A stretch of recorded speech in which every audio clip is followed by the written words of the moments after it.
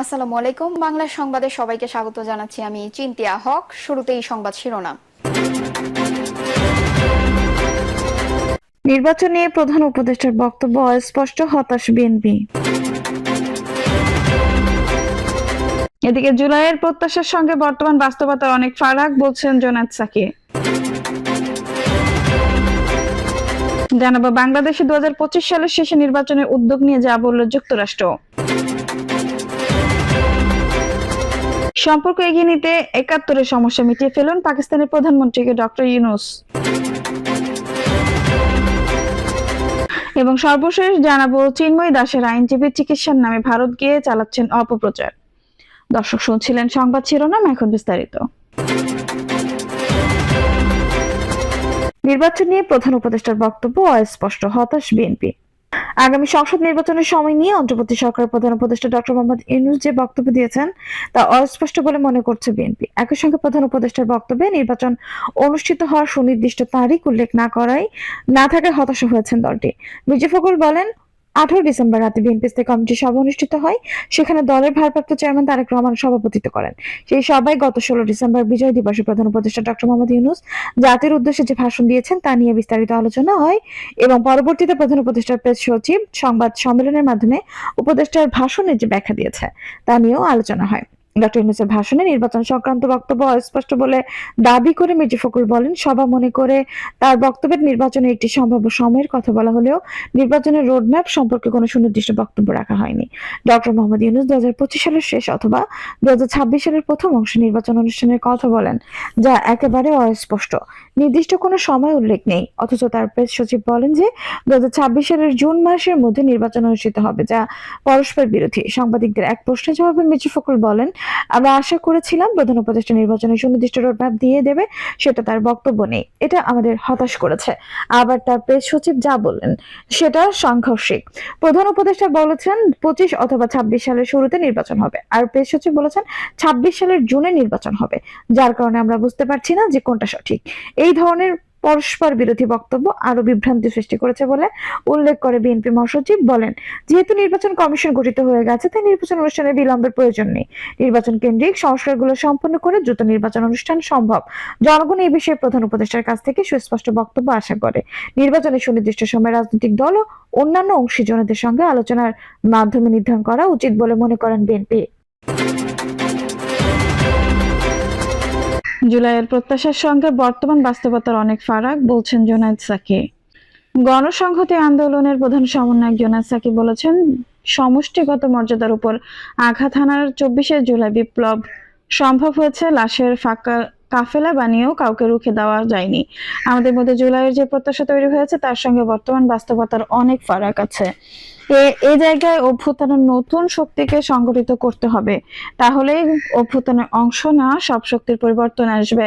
Zonayed Psaki বলেন, কাঠামোগত দিক থেকে যাদের হাতে আপনারা ক্ষমতা তুলে দিচ্ছেন তাদের হাতে এমন ভারসাম্য ও জবাবদিহিতা আছে কিনা যেখানে আপনার সুরক্ষা ও স্বাধীনতা নিশ্চিত হয়। এখন প্রশ্ন, আপনারা রাজনৈতিকভাবে সচেতন হবেন কিনা এবং কোন ধরনের সংস্কার পরিবর্তন আপনাদেরকে নিশ্চয়তা দেবে। তিনি বলেন, সংস্কার সবাই বলছে, সংস্কারের ভেতরে যদি না প্রবেশ করেন তাহলে কিন্তু আপনারা ছুঁয়ের মধ্যে থেকে যাবেন। আপনাদের আশা ও বাস্তবতার মধ্যে বড় ফারাক তৈরি হতে থাকবে।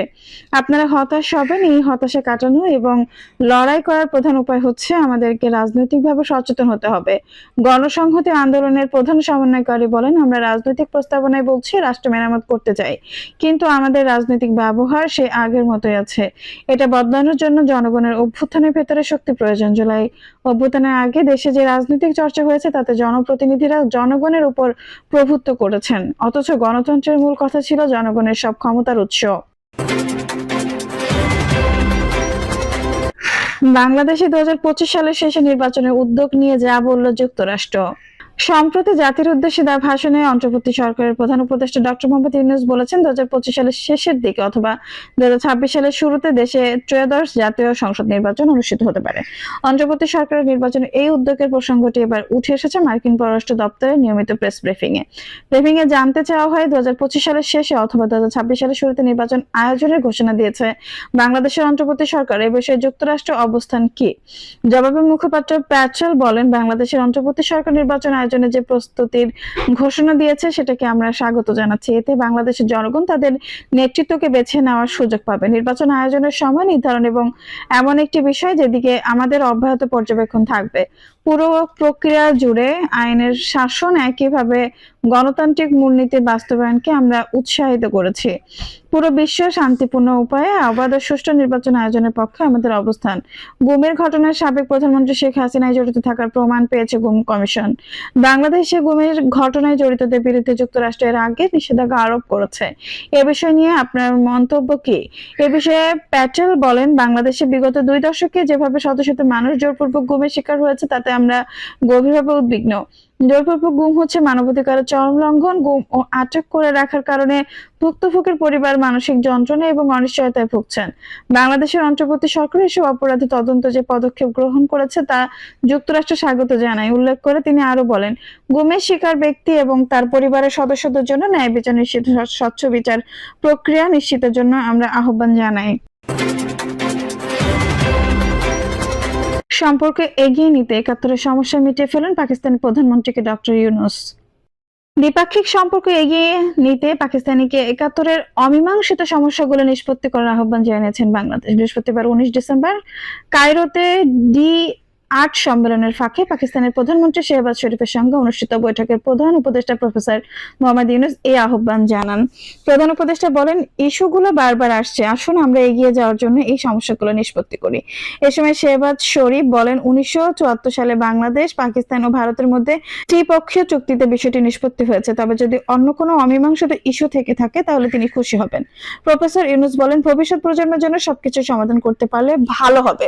দুই নেতা ব্যবসা বাণিজ্য এবং ক্রীড়া ও সাংস্কৃতিক প্রতিনিধি বিনিময়ের মাধ্যমে দুই দেশের মধ্যে সম্পর্ক জোরদার করতে সম্মত হন। সেই সঙ্গে চিনি শিল্প ও ডেঙ্গু ব্যবস্থাপনার মতো নতুন নতুন ক্ষেত্রে সহযোগিতা সম্প্রসারণেরও আগ্রহ প্রকাশ করেন। প্রফেসর ইউনূস ও শেহবাজ শরীফ অন্তর্বর্তীকালীন সরকার গঠনের পর প্রধান উপদেষ্টা ঘোষিত পররাষ্ট্রনীতির অন্যতম বৈশিষ্ট্য সার্কের পুনর্জীবন সহ পারস্পরিক স্বার্থ সংশ্লিষ্ট বিষয়ে আলোচনা করেন। ডক্টর ইউনূস প্রয়োজনীয় সংস্কার বাস্তবায়ন এবং 2026 সালের মাঝামাঝি সময়ের আগে সাধারণ নির্বাচন অনুষ্ঠানের বিষয়ে সরকারের পরিকল্পনার কথাও বলেন। তিনি বলেন, সংস্কার নিয়ে সংলাপের জন্য তিনি একটি ঐকমত্য গঠন কমিশনের নেতৃত্ব দিচ্ছেন। এ সময় পাকিস্তানের প্রধানমন্ত্রী শেহবাজ শরীফ ঢাকা ও ইসলামাবাদের মধ্যে কৌশলগত সম্পর্ক গড়ে তোলার আহ্বান জানিয়েছেন। শরীফ বলেন, আমরা আমাদের ভ্রাতৃপ্রীতম বাংলাদেশের সঙ্গে সম্পর্ক আরো দৃঢ় করতে চাই। তিনি সার্ককে পুনরুজ্জীবিত করার উদ্যোগের জন্য প্রফেসর ইউনূসের প্রশংসা করেন এবং আঞ্চলিক সংস্থাটির একটি শীর্ষ সম্মেলন আয়োজনের সম্ভাবনা নিয়ে বাংলাদেশকে কাজ করার আহ্বান জানান। প্রফেসর ইউনূস শরীফকে বলেন, এটি সর্বোচ্চ অগ্রাধিকার। আমি সার্কের ধারণার বড় ভক্ত। আমি বিষয়টি নিয়ে বারবার কথা বলি। আমি সার্ক নেতাদের একটি শীর্ষ সম্মেলন চাই, এমনকি যদি তা শুধুমাত্র ফটো সেশনের জন্য হয়, কারণ এটি একটি শক্তিশালী বার্তা বহন করবে। পাকিস্তানের প্রধানমন্ত্রী বাংলাদেশের রাষ্ট্র পরিচালনার চিনি কলগুলোকে আরো ভালোভাবে পরিচালনার জন্য কারিগরি সহায়তার প্রস্তাব দেন। তিনি বাংলাদেশে ডেঙ্গুর প্রাদুর্ভাবের মৃত্যুর ঘটনায় শোকে প্রকাশ করেন এবং বলেন, এই রোগ মোকাবেলায় পাকিস্তানের অভিজ্ঞতা থেকে ঢাকা উপকৃত হতে পারে। তিনি বলেন, প্রায় 1 দশক আগে পাঞ্জাবে ডেঙ্গুর বিরুদ্ধে আমাদের লড়াই বিশ্বমানের বলে প্রশংসিত হয়েছে। বাংলাদেশের কর্মকর্তাদের সঙ্গে আমাদের অভিজ্ঞতা বিনিময়ের জন্য আমরা বাংলাদেশে প্রতিনিধি পাঠাতে পারি। প্রফেসর ইউনূস শরীফকে তার সমর্থনের জন্য ধন্যবাদ জানান এবং আশা প্রকাশ করেন যে পাকিস্তান ও বাংলাদেশ এই প্রচেষ্টা অব্যাহত রাখবে। এই সময় পাকিস্তানের পররাষ্ট্রমন্ত্রী ইসহাক দার এবং বাংলাদেশের প্রধান উপদেষ্টার বিশেষ দূত লুৎফে সিদ্দিকী উপস্থিত ছিলেন। লুৎফে সিদ্দিকী ফেব্রুয়ারিতে মালয়েশিয়া যাওয়ার পথে পাকিস্তানের পররাষ্ট্রমন্ত্রী দারকে বাংলাদেশ সফরের আমন্ত্রণ জানান এবং তিনি সেই প্রস্তাব গ্রহণ করেন। পাকিস্তানের প্রধানমন্ত্রী নওয়াজ শরীফ প্রফেসর ইউনূসকে তার সুবিধাজনক সময়ে তাদের দেশে সফরের আমন্ত্রণ জানান। চিন্ময় দাসের আইনজীবী চিকিৎসার নামে ভারতে গিয়ে চালাচ্ছেন অপপ্রচার। ভারতীয় জনতা পার্টির একটি প্রতিনিধি দল গতকাল মঙ্গলবার সাবেক ইসকন নেতা চিন্ময় দাসের বাংলাদেশি আইনজীবী রবীন্দ্র ঘোষের সঙ্গে সাক্ষাৎ করেছেন। বিজেপির প্রতিনিধি দল রবীন্দ্র ঘোষের প্রচেষ্টার প্রশংসা করেন। রবীন্দ্র ঘোষ বর্তমানে ভারত পশ্চিমবঙ্গের উত্তর 24 পরগনা জেলার ব্যারাকপুরে অবস্থান করছেন। তার ছেলের বাসায় অবস্থান করছেন। তিনি মূলত চিকিৎসার জন্য ভারতে এসেছেন। ভারতের সংবাদ মাধ্যম দ্য হিন্দু প্রতিবেদন থেকে এই তথ্য জানা গেছে। মঙ্গলবার দুপুরে বাংলাদেশের একটি টেলিভিশনের প্রতিনিধিকে বেশ কিছু ব্যক্তিগত প্রশ্নের সম্মুখীন হলে তিনি সেগুলো সন্তোষজনক উত্তর দিতে ব্যর্থ হন। রবীন্দ্র ঘোষের দাবি 1990-এর দশকে আওয়ামী লীগ শাসন আমলে রাজনৈতিক নিপীড়নের কারণে তিনি তার 2 সন্তানকে ভারতে রেখে যান। কিন্তু প্রশ্ন উঠেছে, জন্মসূত্রে বাংলাদেশী হওয়া সত্ত্বেও কিভাবে তার ছেলেরা ভারতে নাগরিকত্ব পেলেন। বর্তমানে তারা দুজনেই বেসরকারি সংস্থায় কর্মরত এবং তাদের নামে পশ্চিমবঙ্গের বর্ধমান জেলায় বাড়িও রয়েছে। রবীন্দ্র ঘোষ দাবি করেছেন তিনি কলকাতায় কোমরের হাড় ভাঙার চিকিৎসা করাতে এসেছেন। ঢাকার ভারতীয় দূতাবাস থেকে পাওয়া 5 বছরের মেডিকেল ভিসা ব্যবহার করেই তিনি ভারতে অবস্থান করেছেন। তবে অভিযোগ উঠেছে, চিকিৎসার আড়ালে তিনি রাজনৈতিক কার্যক্রম পরিচালনা করছেন। ভারত বেশ কিছু হিন্দু সংগঠন এবং বিজেপি নেতার সঙ্গে যোগাযোগ করেছেন বলে তিনি স্বীকার করেছেন। মঙ্গলবার তিনি সাবেক বিজেপি সংসদ সদস্য অর্জুন সিং এবং সনাতনী ধর্মগুরু কার্তিক মহারাজের সঙ্গে বৈঠক করেছেন। রবীন্দ্র ঘোষ আশঙ্কা প্রকাশ করেছেন যে ভারতীয় গণমাধ্যম মুখ খোলার কারণে দেশে ফিরলে তিনি গ্রেপ্তার হতে পারেন। বাংলাদেশ হাই কমিশনের সরকারের পক্ষ থেকে এখনো এ বিষয়ে আনুষ্ঠানিক কোনো প্রতিক্রিয়া জানানো হয়নি। তবে সংশ্লিষ্টরা বলছেন রবীন্দ্র ঘোষ ভারত সফরের সময় বিতর্কিত বক্তব্য দিয়ে ভিসা নীতি লঙ্ঘন করেছেন। দর্শক, এই ছিল এখনকার সর্বশেষ সংবাদ। নিউজটি ভালো লাগলে অবশ্যই একটা লাইক দিন, কমেন্টে আপনার মূল্যবান মতামত জানান। সবসময় আমাদের পাশে থাকতে সাবস্ক্রাইব করে বেল বাটনটি অন করে রাখুন। ধন্যবাদ।